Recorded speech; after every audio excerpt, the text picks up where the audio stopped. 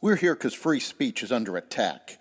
We're here because people are being convinced that socialism works. We're here because people are being judged guilty until proven innocent. We are fighting back with facts. This is not a safe zone, so buckle up, Buttercup. This is the raw, naked truth.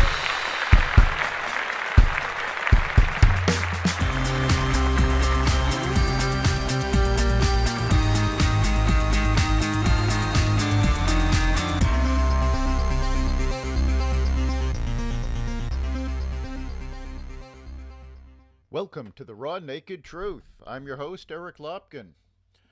January 6th marked the one-year anniversary of riots in the Capitol. A true leader would have used this opportunity to call for unity.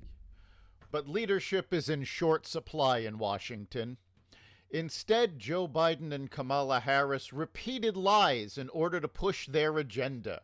So let's get into the truth of the matter. The January 6th riots were a horrible point in American history, and there is no question that those involved should be held accountable. So, who is responsible? The FBI has investigated this and is continuing to move forward on this. According to a report from Reuters, the FBI has found almost no evidence that the January 6th attack on the U.S. Capitol was the result of an organized plot to overturn the presidential election result. This is the claim that Biden and the Democrats keep hammering. Now, the information came to Reuters according to 4 current and former law enforcement officials. Now, though federal officials have arrested more than 570 alleged participants, the FBI believes the violence was not centrally coordinated by far-right groups or prominent supporters of then-President Donald Trump. According to the sources, these folks were one-off rioters. And the sources have been either directly involved or briefed regularly on the wide-ranging investigations. A former senior law enforcement official with knowledge of the investigation told Reuters, quote, 90 to 95% of these are one-off cases. Then you have 5%, maybe, of these militia groups that were more closely organized.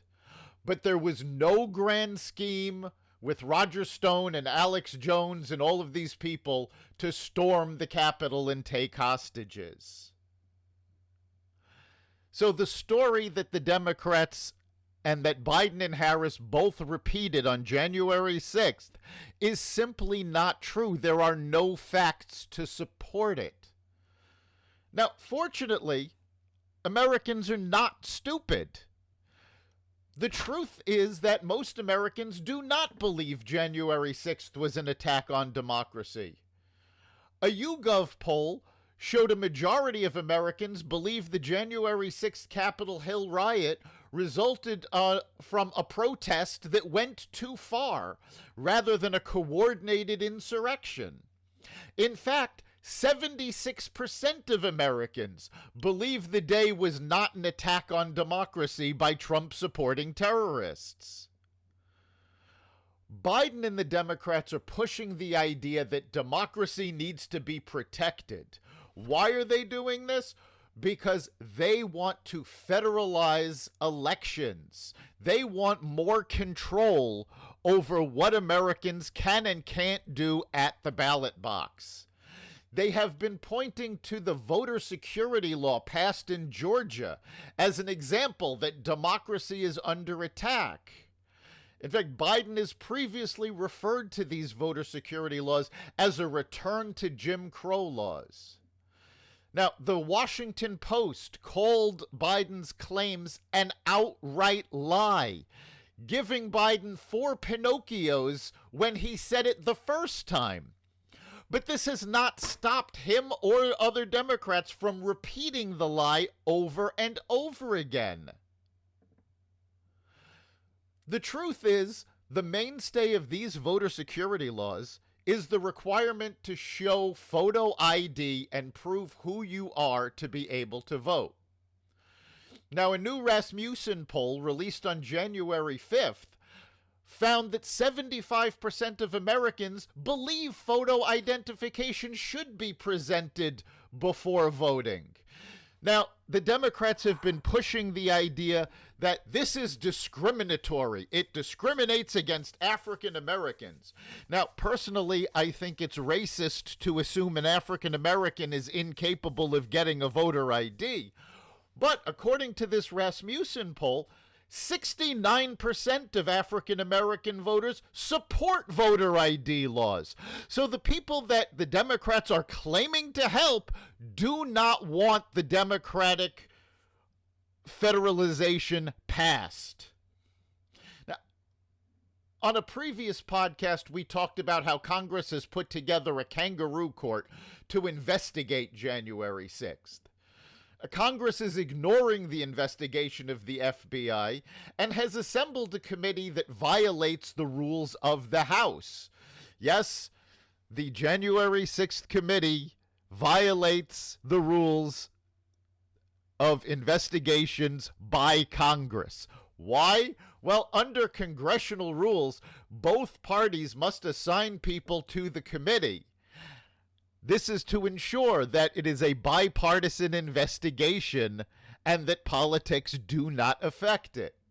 Well, Pelosi rejected the majority of Republican appointees and only allowed Republicans who voted to impeach Trump to stay on the committee.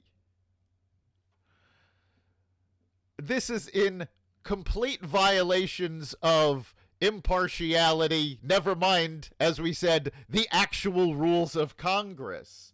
Now, this shouldn't really come as a surprise to anyone, given that to get these voter rights bills and federalized elections past the Senate, they're trying to violate the rules of the Senate and get rid of the filibuster.